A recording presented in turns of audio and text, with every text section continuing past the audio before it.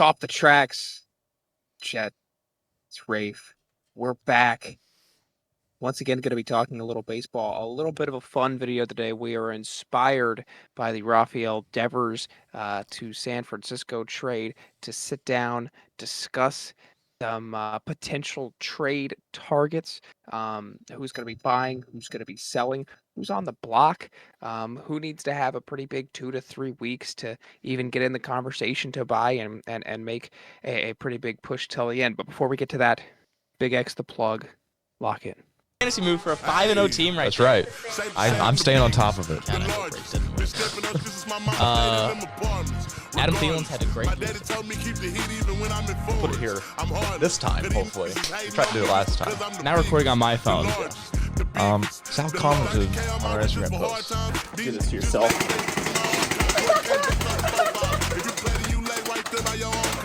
But it's off the tracks. You know how it goes. It's gonna be a fun one tonight.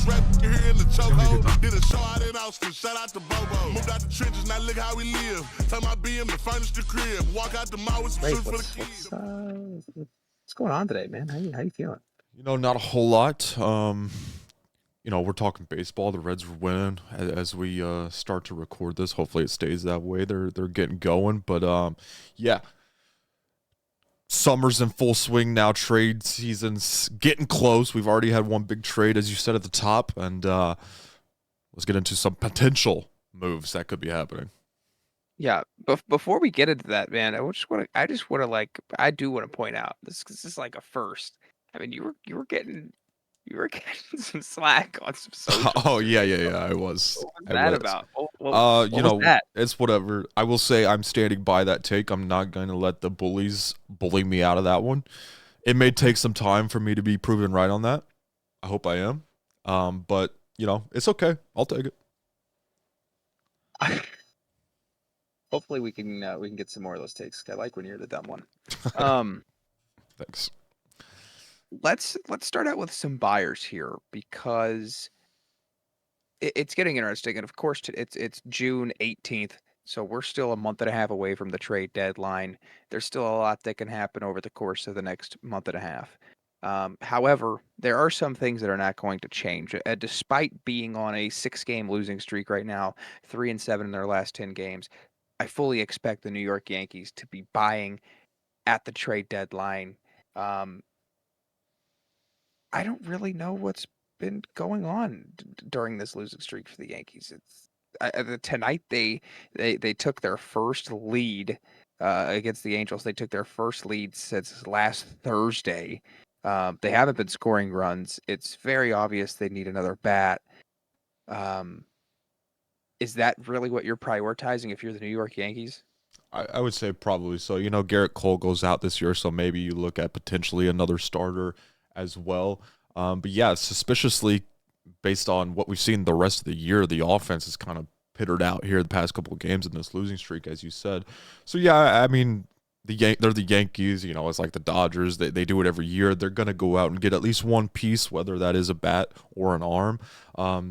Probably both, though. I think they could potentially go for both here. Came up short last year. Obviously, they don't want to do that again. They feel like they're a bit better than they were last year, even losing out, on Juan Soto. And some numbers could indicate that as well.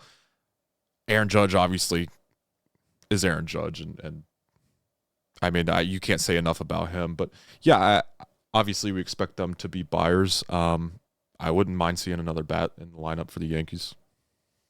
I think a really interesting one would be Ryan McMahon, the Colorado Rockies. He's having a really solid year. He's got an OPS of 855 since May 7th. Hits the ball hard. He gets on base. I think that this is a really good fit because, look, if you're New York, it's time to let the Oswaldo Cabrera experience go. Right? It's just not going to work out. It's not going to happen. You're the Yankees. There's no reason to continue to run him out there night in and night out on a consistent basis to be just not very good.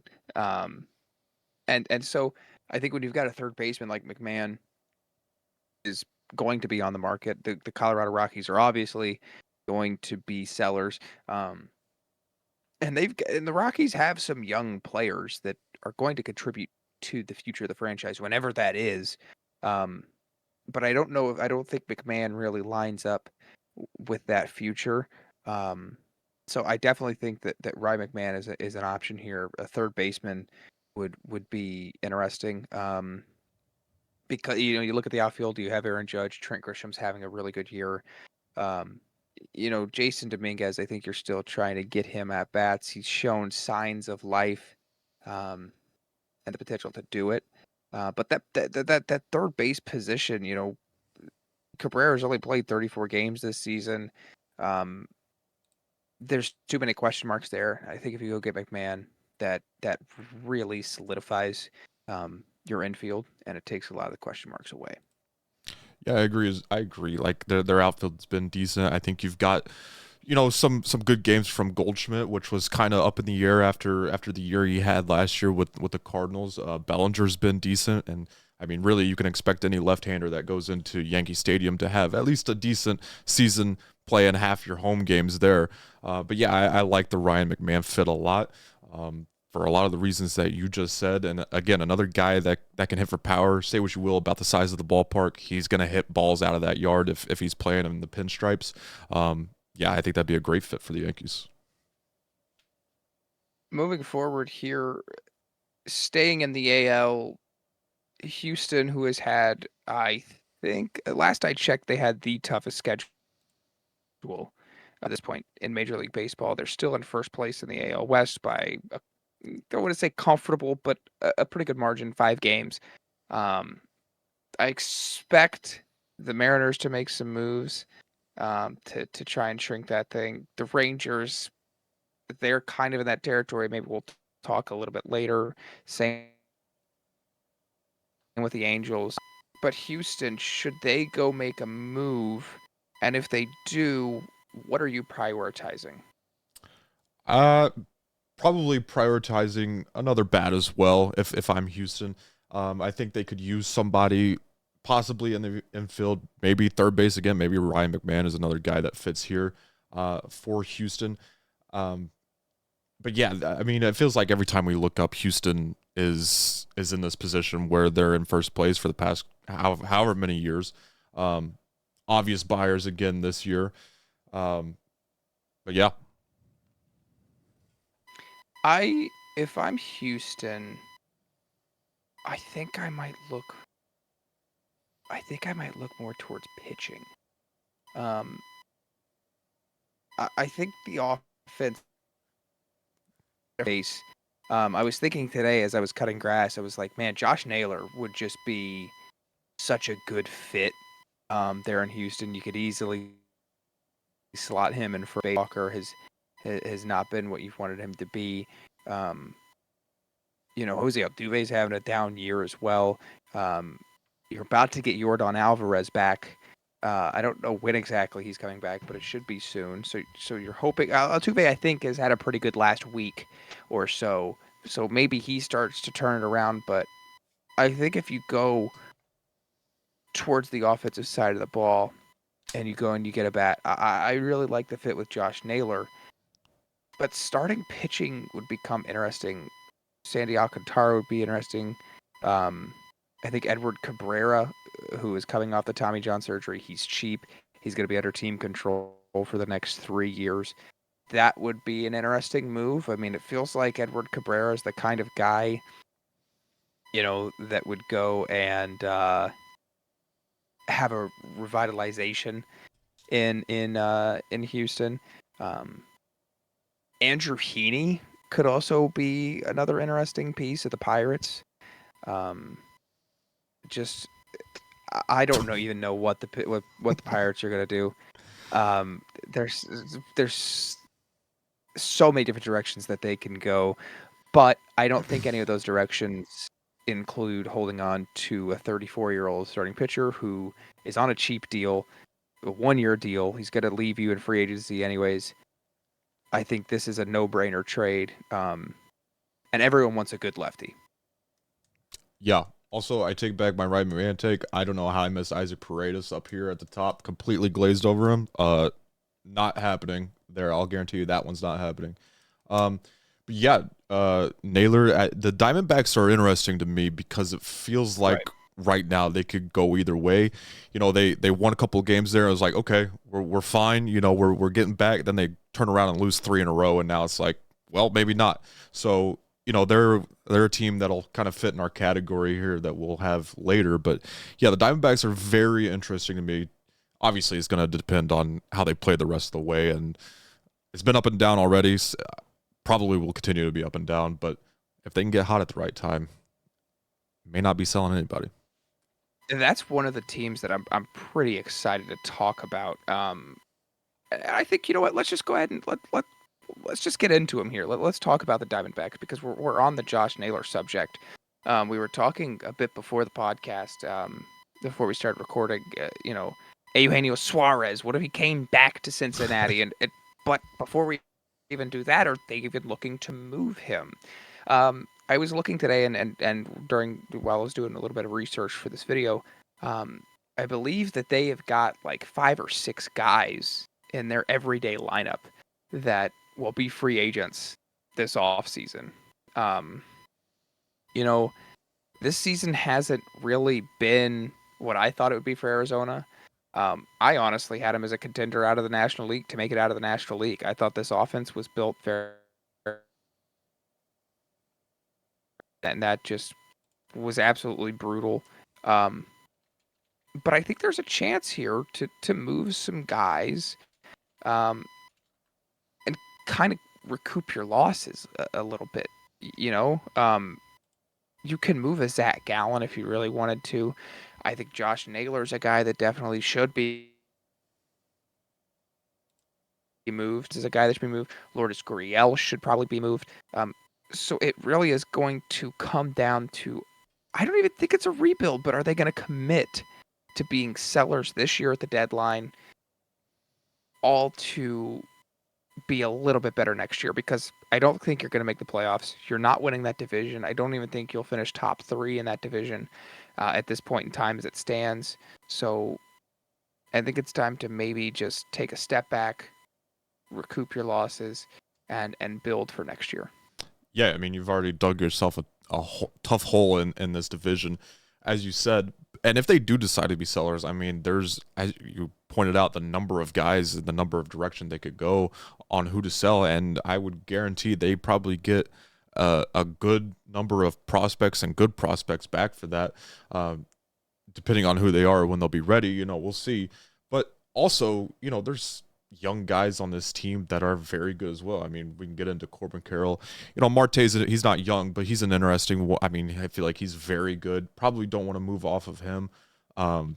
So yeah, I think, you know, now again, there's still a chance that they get hot before the deadline here, and that kind of changes everything. But as it stands, you know, like you said, I don't think it's necessarily like full rebuild panic mode or anything like that. But yeah, maybe move off a couple of guys that are on expirings and who you may not anticipate to be back next year.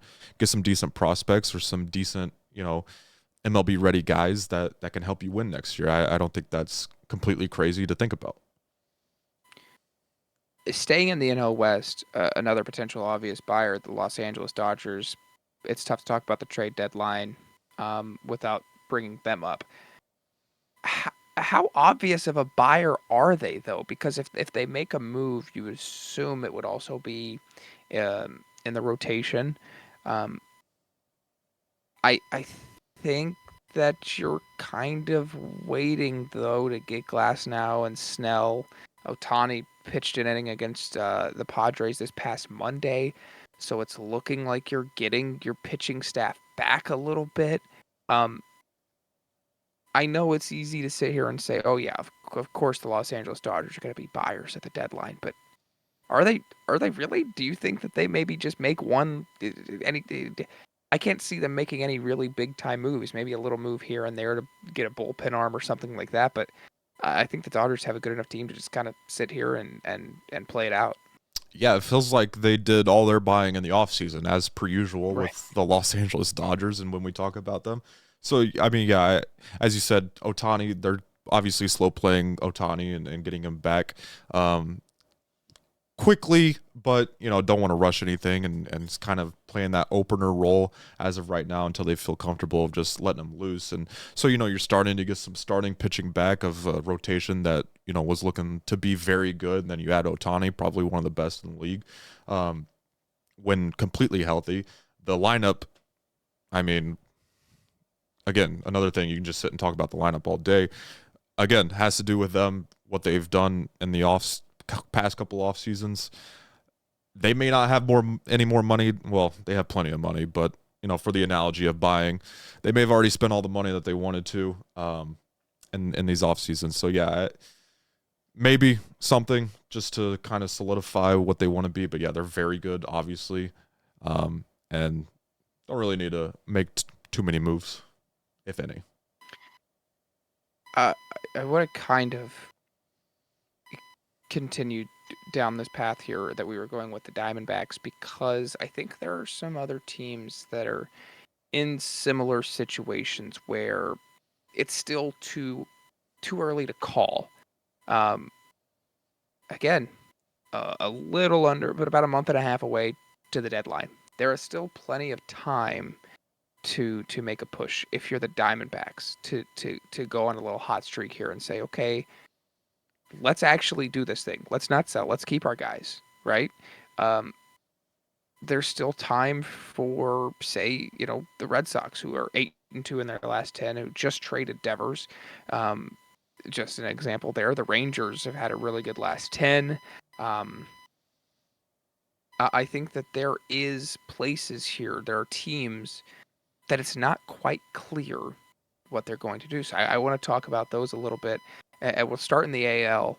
I want to talk about the Toronto Blue Jays, who I think should absolutely be buying at the deadline right now. They've proven that they want to win. They got a deal done with Vladdy. I don't even think you need to trade Bo Bichette. I think you need to go get a corner outfielder.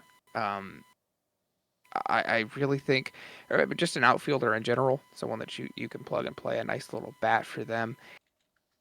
Where do you view the Toronto Blue Jays? They're 2 games back right now from the struggling, I mean, absolutely struggling New York Yankees. Yeah, it feels like they've quietly had a decent year. They're very close to the Yankees in what projected to be a pretty tough division. We can talk about the Orioles later and kind of what's happened there. But yeah, like you said, they got Vladdy done. That seemed to kind of be a mess for a while until they finally were able to reach an agreement on their negotiations. But yeah, I think they're right there. Why not get a Taylor Ward possibly from the Angels who could be selling, or a number of other outfielders that may be available.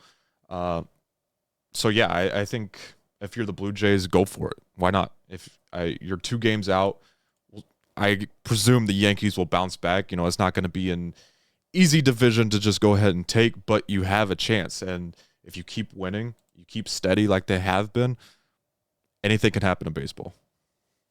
And it's tough for the Blue Jays is because they made an attempt in the offseason. They went and they got Anthony Santander, who, oddly enough, I really wanted the Reds to get. Yeah. I'm very glad he didn't. He's had a really tough year. Andres Jimenez, they go and they make a trade for him. I thought they did really well in that trade to get one of the best defenders in all of baseball. He has not had a particularly great year. They've really not been able to figure out that left field position. So they made moves in the offseason to win games now. They just haven't worked out. And I can't really fault the team for that. But to that same point, there's a chance to redeem that, because it's not all bad. Like you said, you're 2 games out. It's a tough division, sure, but it's winnable. You look at the Red Sox and they're trading Devers. From their point of view, it's looking like, okay, they could be out of it this year, saying, okay, let's look to next year. You look at the Tampa Bay Rays, they always feels like, no matter where they're at, it always feels like they make a move at the deadline where they get rid of someone. Okay, so there's room to work here for the Blue Jays. I think this is definitely a playoff team. I think they're a couple pieces away from people saying, okay, let's pay attention to what's going on in Toronto here. Let's see what's happening. I thought Taylor Ward was a really good play. That was who I was going to say. I think that gives you, at the worst, a really good DH. And like I said, I think they're just a couple pieces away from people really paying attention to them. I staying in the AL East. I think we're. Hold on, my computer's lagging. Have I been lagging at all? There was a couple like short seconds where, but it wasn't like terrible. Okay. Let's stay in the AL East then. Let's talk about the Baltimore Orioles, who I think if you're talking about teams in the MLB, I don't know if there's anyone that is quite as disappointing as the Baltimore Orioles have been. Last 2 seasons they've had were absolute successes, way ahead of schedule. Didn't finish the way that you wanted to at all, but you're looking at the team this season, all of the experience that everyone now has. You're waiting on Jackson Holliday to come up and be the guy, and I don't think he's had a particularly terrible year. He's hit 8 home runs, 28 RBIs, and yet still, you have not had a good season at all. You're 11 games under 500, 11 games back. You have a negative 79 run differential right now. I believe that's third worst in all of Major League Baseball. Is this a clear? I mean, because this team is built on its youth. What do you even sell if you're Baltimore? It's tough because not knowing what they have in the farm off the top of my head, like you said, these young guys, these young Orioles, Hurstead, Cowser, Gunnar Henderson, these guys were your offense, so you're relying on a lot of youth. I think some of that plays into that. I think their pitching this year has left a lot to be desired for, and that's where the start of their problems this year has been. But as far as what do they sell, I don't know. I'm not sure because they are in a tough spot where you don't want to give up all of your young guys. But outside of that, who are you going to sell if you're going to? I really think, and this kind of sucks because he's been there through all of it, but I think you start with Cedric Mullins. If this is the timeline that you're going with, if you're Baltimore, if you're going with the Adley, Holiday, Henderson timeline, Cedric Mullins is falling out of that. And you're kind of looking at it as, okay, he's 30 years old. He is, I mean,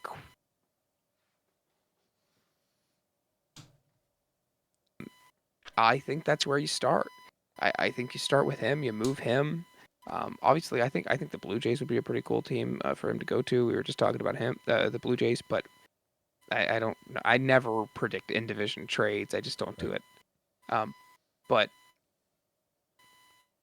I think Cedric Mullins, and then I think you maybe look towards guys like Felix Rodriguez out of the bullpen, and I think you can get a really good return, and you can look at this season and say, okay, it didn't at all go how we wanted to go, but we still felt like we got better, and we're just going to come back next year with a completely different mentality and try and win it then. Here's a fun one with the Orioles. Kind of similar reasons for the Cedric Mullins, but unlike Cedric Mullins, he's been by far their best hitter this year. Ryan O'Hearn, who's 31 years old. Do you even think about trying to, sell extremely high right now? I'm sure he would, command a decent price on the market at the very least. Do you look at, okay, well, yeah, he's been our best hitter this year, but let's like you said, not necessarily in our timeline as we have built this roster, especially since we aren't winning. Do we maybe, try to flip that for something? I think that's an option they could look at too. I know it's unconventional, but again, because he's the best hitter this year, but why not? Right. I mean, you could even look at a guy like Ramon Urias. I think there's definitely a market for him of someone that just wants a corner infielder to plug and play there at third base. You've got guys here that you can make moves for and just get a decent prospect. And the Orioles have shown that they can develop players. The Orioles shown that they have an eye for minor league talent. Yep. So I think you definitely um, you're definitely looking into O'Hearn. You're definitely looking at Ramon Urias, um, and I think Cedric Mullins should absolutely 100% be traded. And then I'm going into that bullpen, and I'm making some moves there as well, just to get off of all of that, take a deep breath, figure it out. Maybe you make a little run, and you can get in a wild card spot, but I don't envision that happening at this point for the Orioles because things have just been really bad out there in Baltimore.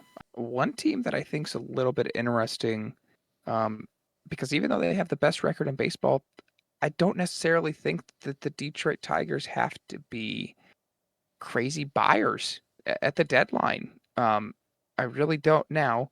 I definitely think that you should try and go and get a middle infielder, because okay, if this is what we're doing, if this is where we're at, we're 47-27. We are comfortably. I talked earlier. I didn't want to say the word comfortably um, with the Astros. I will say comfortably with the Detroit Tigers. They are going to win the AL Central unless there is a complete and utter collapse and either Kansas City or Minnesota goes on an unbelievable run, which I don't envision either of those things happening. But you're still pretty young. Torkelson's 25, Sweeney at shortstop, who I think might be an odd man out. He's 25. Riley Green, who is your franchise cornerstone on the offensive side of the ball, 24. Kerry Carpenter's 27. So you're young. You're still very young, and you're getting production out of the guys you went and got in the offseason, and Gleyber Torres and Javier Baez, obviously you made that move, but he's firmly back this season. You move him to the outfield. He's revitalized his career at 32. So looking at this Tigers team, it's pretty complete. I would say it's the most complete team in all of baseball. If I'm going to get anyone, I'm going to get a starter.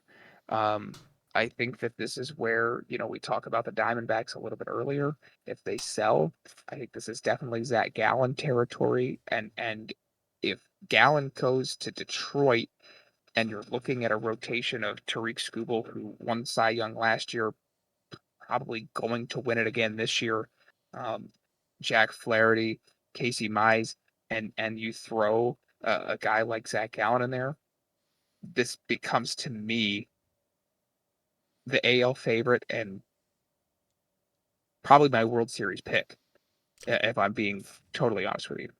Yeah, I don't think you have to do too much with the lineup. Like you said, they've gotten great production out of their young guys that are there, but also great production out of Torres and a career resurgence from Javi Baez.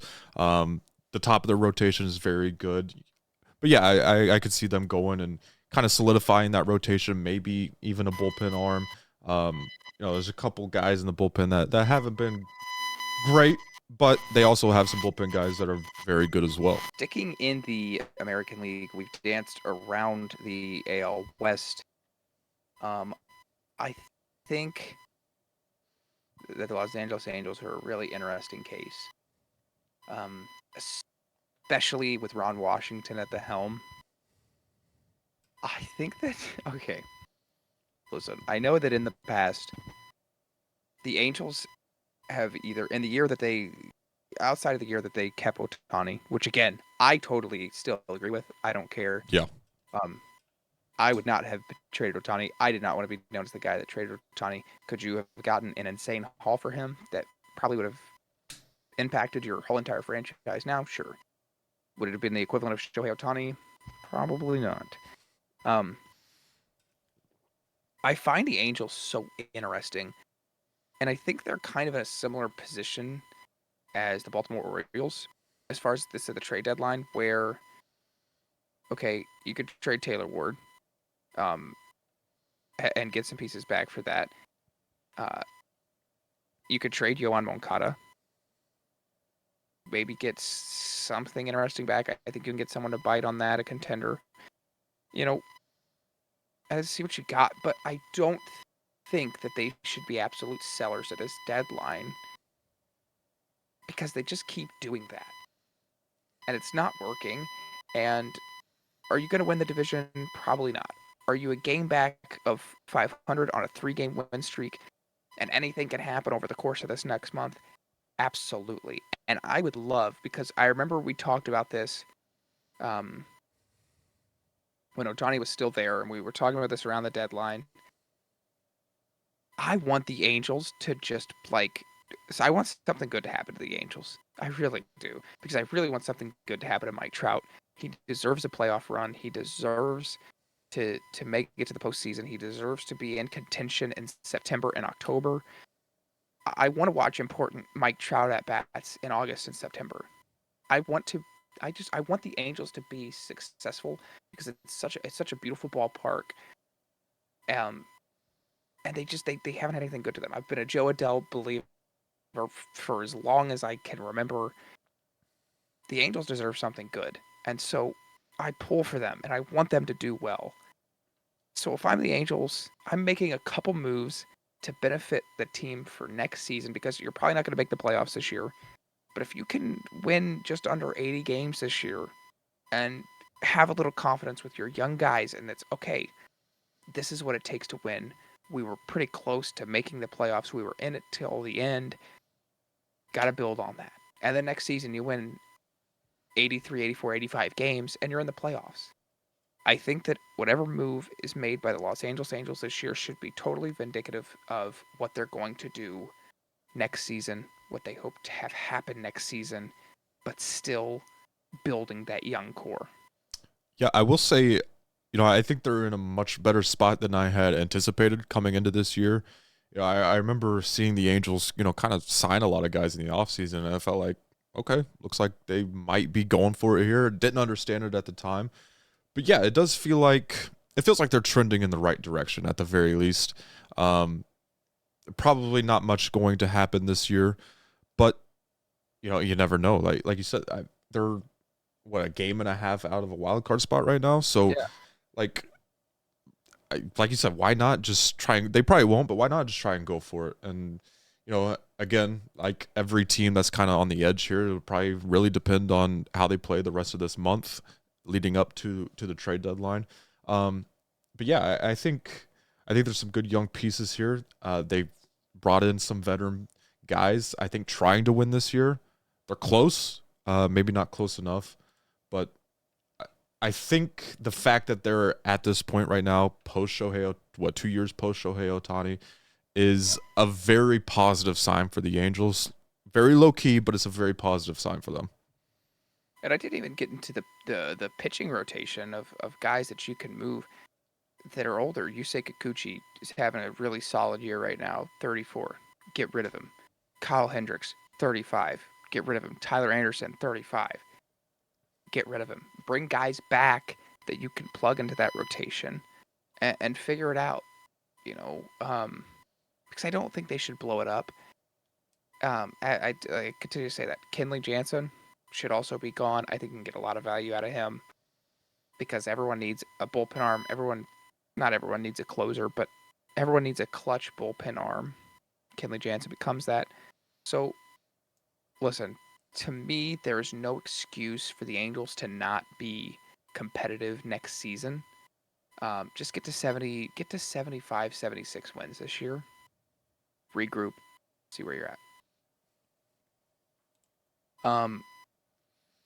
I also want to talk about in the AL a team. The Reds are playing right now. Well, it's in a rain delay right now. But the Minnesota Twins, man, I was really thinking that they were going to turn around this season. They're losers of 5 straight, 2-8 in their last 10. They've fallen to 10 games back of Detroit. They're back to 500. They were losing to the Reds tonight. It was not looking great for them. They're in such a weird position. Do you blow this thing up? I think yes. I think because it feels like they've been at this spot for the past couple years. And I think that's probably the worst in all of sports. That's the worst place to be for multiple years, is almost there, but not there. You know, you're not bad to where you're getting decent to good draft picks. You're obviously not competing for championships. I think this version of the Twins has probably ran its course, and I do think it's probably time to just go ahead and move on from the majority of your top guys here.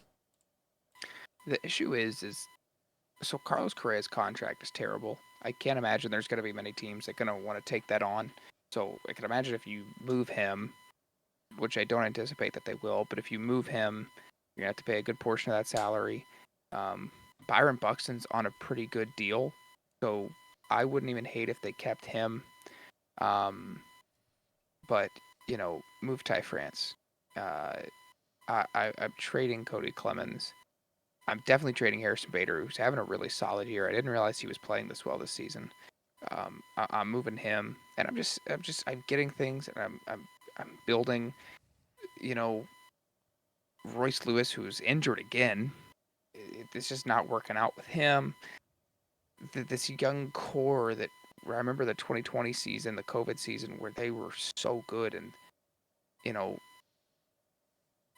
they've had really bright spots since then, but I feel like it's been this same kind of core built around Buxton, and it just hasn't. It just has never worked out. They've made moves to try and, I remember they traded for Sonny Gray and Tyler Malley, and they just haven't been able to get over that hump. So I think it's probably time for Minnesota to restart a little bit. And again, I think you can keep Buxton on this team. He's on a pretty good deal, and he means so much to the franchise and the organization and the fans, and he should, because he's been here through all of it, and he's been really, really good throughout all of it. But there's a lot of guys on this team that you're going to have to get rid of. Yeah, and I would say it's probably a good year to do it. You're at 500 now, as you said, but Detroit, it's going to be very hard to catch them this year. I feel like a game back of a wild card spot, but I mean, if they get into the playoffs, are they really competing with anybody? I think as it stands right now, probably not. So yeah, I would say let's go ahead and move on, see what we can do. Another interesting one, I think people are shying away from it. The Atlanta Braves. Listen, man, it's over. It's done. It's not happening this year. I can't see a world where they make the playoffs, especially in the NL, unless you get scorching hot. And it just doesn't look like you're going to do that. Obviously, I mean, Acuna has come back and he's been phenomenal for this team. Outside of that, Matt Olson, I guess, is playing. He's having a pretty good year. But listen, the market for a guy like Marcell Ozuna from the Braves, the market for him would be, I think, like if you're talking everyone that we've named, I think he would probably get you more than almost everyone that we've named. Just because who doesn't want a power bat? Who's a contender? If you could name me one team that is contending or trying to get into contention that doesn't want a power bat that's going to come out and hit you, knock in 38 runs, 11 home runs, with an 817 OPS. If you can find me one of those teams, I can tell you why they're not contending. So I think that this is a market that you definitely need to explore. I think that you definitely need to explore the Sean Murphy realm. Just check in on it, see what you've got. Looking at the pitching rotation, Chris Sale, who won the Cy Young last year somehow, I would have never predicted that. Maybe see what you can get there. If you can get rid of him and you can bring some young guys back in that, because your pitching rotation is still young for the most part, and it's gonna be good. Spencer Strider, you wouldn't think just looking at it. He's had a pretty good year though. So this rotation is going to be fine. I think you move off Chris Sale. I think you move off Sean Murphy, and I think you definitely move off of Marcell Ozuna because this season is over. Yeah, I remember us talking about the Braves a couple years ago and how well they've set this up. And just kind of where it stands now is it's interesting to see. I think in a way that has kind of helped them to overcome a year like this. I think what the Braves will end up doing is something to where they may sell off a couple of pieces, but again, and I don't think anybody's expecting them to go like full rebuild or anything like that. But they're still going to be in a good spot next year. They're still going to have a good roster next year and the next couple of years. So the importance of what they were able to do and getting their young guys on good long-term contracts, I think is going to help them overcome what this year has been, which has been a disappointment. Obviously, Acuna out for a bit, and then the Jerks and Profar situation that has happened. That's obviously has him out now. Um, I don't think. I mean, as two players, Acuna is obviously a huge player. I don't think that plays into the whole reason that they're like this, but it's definitely a portion of it. So yeah, I agree with you with this Ozuna. I think he's probably, if they're gonna sell anybody, he's probably number one on the list. And yeah, he could command a big return on the market. But I don't think it's going to be anything crazy from the Braves. I think they could potentially get hot. I feel like this. I feel like this just happened recently, where the Braves went on a crazy run, or maybe they started out hot really one year. Yeah. That's what it was. Yeah, they started out really hot one year. Um, Now, could that happen again? Absolutely. I think they've got the bats to do it. They've got the pitching to do it. Probably doesn't happen, but I don't think they go crazy selling a bunch of pieces. I think they remain relatively intact with the roster. I do. Yeah, I totally agree because this is still relatively young roster. You've got your core. It just isn't working out, and you just need to make moves to make some changes um, to what's happening right now. And that starts by getting rid of your older guys that aren't going to be a part of this team in a couple of years. Um, when you're really expecting to hit stride as a team. So the Braves are going to be one I'm definitely keeping my eye on. I want to see a move off some guys. I don't know if they will, though. I just don't know if they will. I don't know if they'll be able to swallow their pride and say, you know what, this season's a lost cause. Let's, like, similar to the Orioles, this season's lost. Let's try and build for next season and move off some of these older guys. Another team there in the NL East that I think is absolutely a buyer, Philadelphia Phillies. Um, Look, the Mets. Listen, I'm a firm believer the Mets are always going to Met, no matter what happens. They're always going to find a way. They've lost 5 straight. They were comfortably up, not comfortably, but they were pretty firmly up in that division. Now now the Phillies are 1 game back, and it's a 2-horse race right now between the Mets and the Phillies is who's going to win that division. And it's June, and we already pretty well know that. Um, I don't think Washington, who's lost 10 straight, is going to get back into it. Miami is done. Atlanta, they're as good as dead. The Phillies need to go and make a move. The Phillies need to go and make a move, and I want to see them go get an outfielder. We were talking about Cedric Mullins. This feels like the perfect landing spot for him. Um, another interesting guy here, depending on how things go over the next month, TJ Friedl just feels like a Philly, as much as that really pains me to say it, because I love TJ Friedl. I absolutely adore TJ Friedl, but he just feels like a Philly, and I hate it. But I think they'll definitely go outfield. And I mean, you look down the line of the offense. Real Muto's not had a good year. Bryson Stott's not had a good year. Johan Rojas has not been good offensively. Castellanos kind of feels like he's in the doghouse a little bit. This offense hasn't been particularly great, and you've won 44 games this season already in June. So this team needs to go out, find an outfielder, find an infielder, and just make a push, because it just feels like the Phillies have been in the spot of they can go win it this year.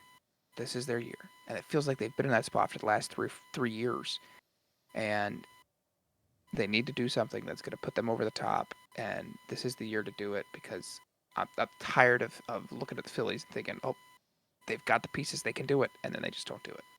Yeah, and another bat could really lengthen this lineup. You talked about the guys that were struggling, and I mean, is they could get hot at any point. I mean, they've got big bats through the lineup. Harper's dealt with injury a little bit here and there, but Schwarber being Kyle Schwarber again, Turner's having a very good year. So and then you add another bat to that. I mean, this Phillies team, I think they can really compete with anybody coming out of the NL. Including the Mets. Like you said, you kind of expect that the Mets will do something that's New York Mets like at some point. But yeah, I think another bat would be huge for the Phillies. And you talked about how the offense hasn't been great. And I think the pitching has done a good job of keeping them in games. I think a bullpen arm could be in order here as well. I think you can say that about almost any contending team for sure. But the Zach Wheeler's had a good year. Luzardo's been decent. Sanchez is a good year. Ranger Suarez has had a really good year. So their starting pitching has been very good. If that offense really starts to get humming, like we kind of expect this offense to get humming, plus another bat at the deadline, I mean, you could, like you said, you could be looking again. Phillies could do it. Looking into the NL Central here before we get out of it, because this is the most interesting division in my eyes right now, as far as the trade deadline goes. Obviously, no one's really thinking about the Pittsburgh Pirates right now, unless you're trying to make maybe a galaxy offer for Paul Skeens. I don't think anyone's really concerned with the Pittsburgh Pirates, but those other four teams, the Chicago Cubs, who are currently in first place, they're up 6.5 games. I look at it's weird because I look at some other, like the Dodgers are up 5 games on the Padres, 3.5 on the Giants, but 5 games on the Padres. Um, you know, the Yankees up 4.5 on Boston, and I'm more comfortable with those than I am Chicago's 6.5 on Milwaukee, um, and 7 on St. Louis and Cincinnati. Because at any time, I think these teams can really flip a switch and get a charge. Maybe not as much St. Louis. I think they really threw their punch um, last month, and that's why St. Louis hangs banners in May. Um, because their season is, I don't want to say it's over, but it's kind of looking shaky once again, and they're coming back to life. And, I think we can maybe put them to the side for now, and but maybe not. That's the question. If you're St. Louis, I guess that's where we're going here. In this division, we may as well talk about it. What does St. Louis do this season? As it stands, maybe you let it play out, but who do you go get? I think their Yeah. lineup's been okay. Pitching's been okay. As an okay team, do you want to go buy though? I think that's where it stands. Even though they have a similar record to other teams in the division who we may feel should go a different way. I don't know. I don't think you necessarily buy. Maybe not necessarily sell either. Maybe a couple guys, but I don't know. It's a weird spot for them right now. It feels like. Well, because what do? Do you give up some of your future and your prospects to go get a starter that's going to impact your team this season? Because if you're going to give up your prospects, and I think if you're going to be Cardinals right now, if you're going to make a move like that, it better be to buy and to win. And if you do that, you're competing for a wild card position, because I don't think you compare to the Chicago Cubs from a roster standpoint. So maybe you make the wild card, because I think to make it out of the Central, I think the Central is probably going to have one team this year. Um, I don't think that I don't think there's going to be a wild card team out of the Central this season. So that's the tricky part. Is okay. The Cardinals make a move. They give up a prospect or two to get a starting pitcher, and then they miss the playoffs. And then it's like, okay, well, now what? We gave up two guys that were supposed to be a part of the future of this team, and we didn't even make the playoffs. So the Cardinals are in a really, really odd spot where I honestly think they're just going to sit on their hands and not do anything. Maybe they make a little small, minuscule move that gets lost in the papers. But I don't think they're going to do anything big one way or the other. And they're probably not the only team in this division that'll do that.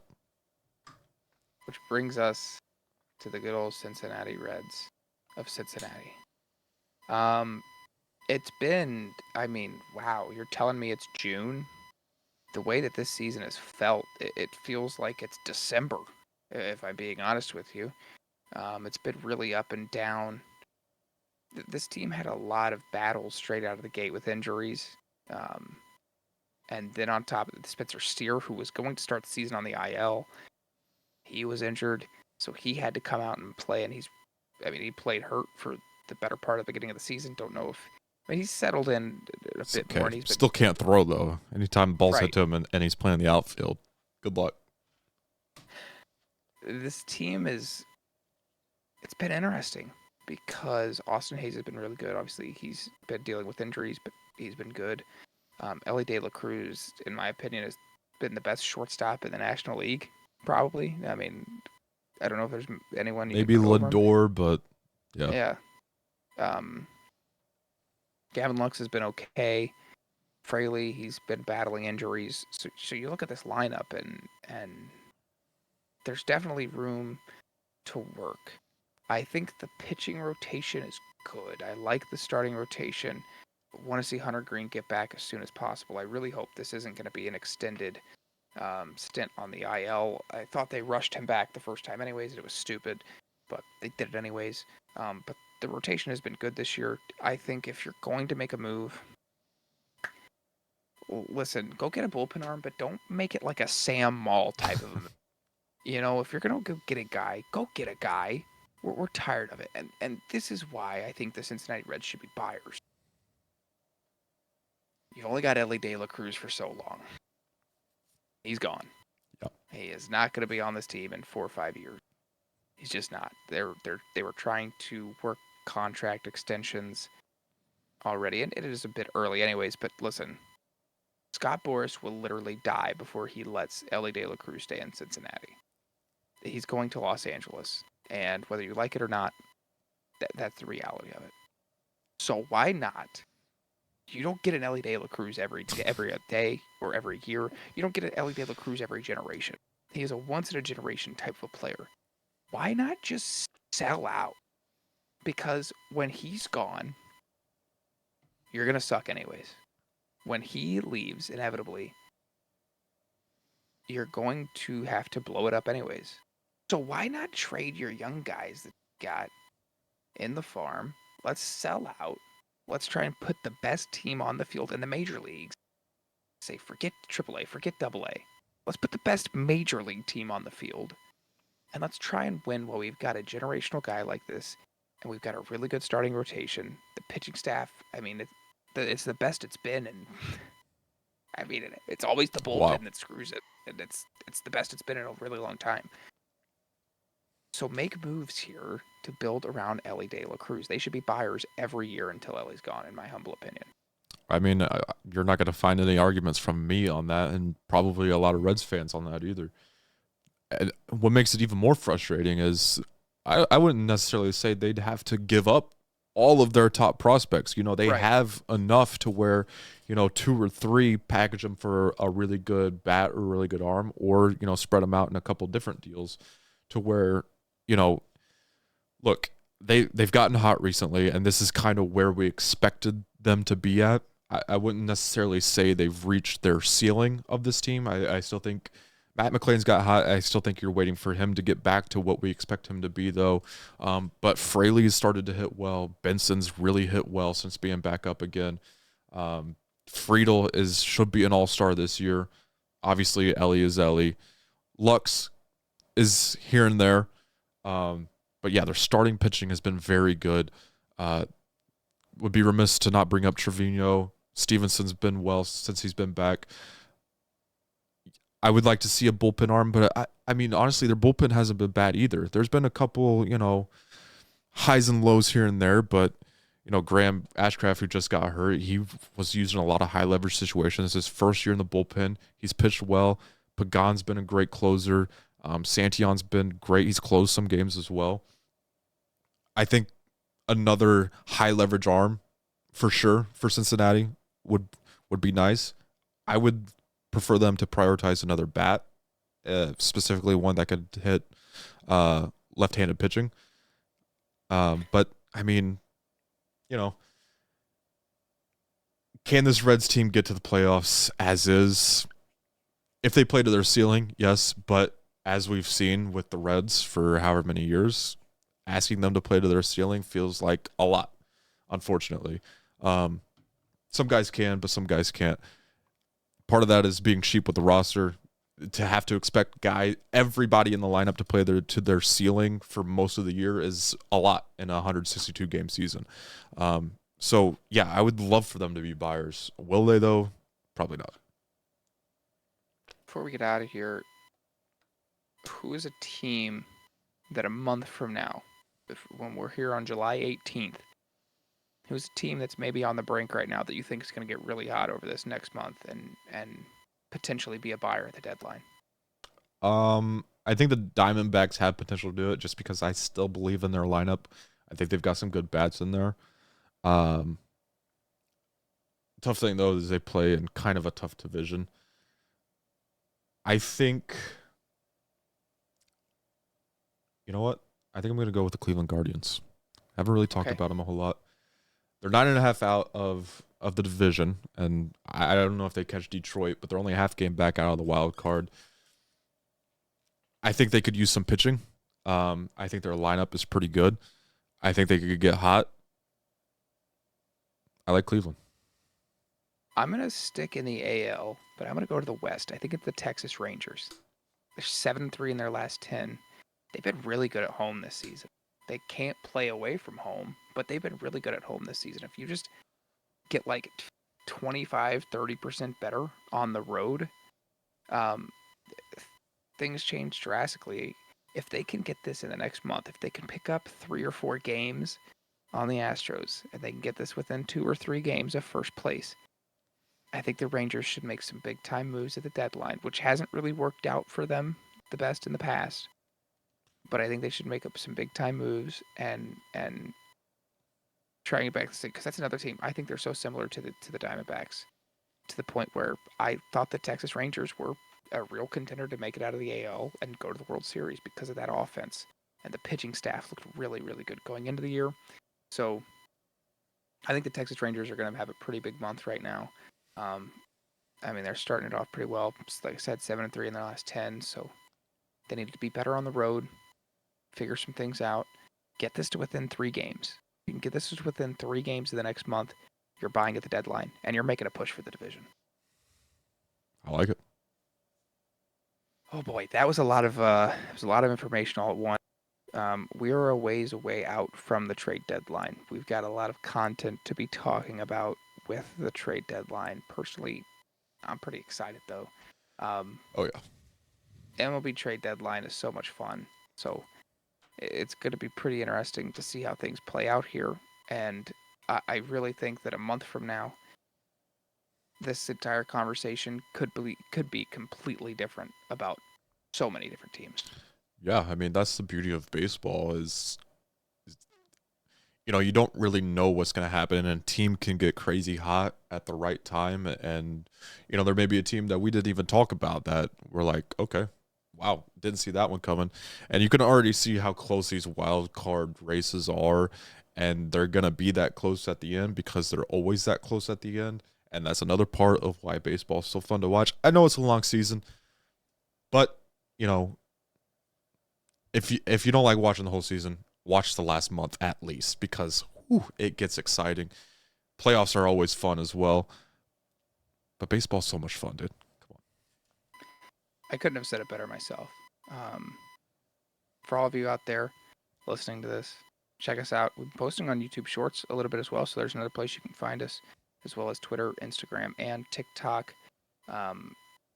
Make sure you're subscribed, turn post notifications on. I think that's everything. I believe so. It's off the tracks. Peace.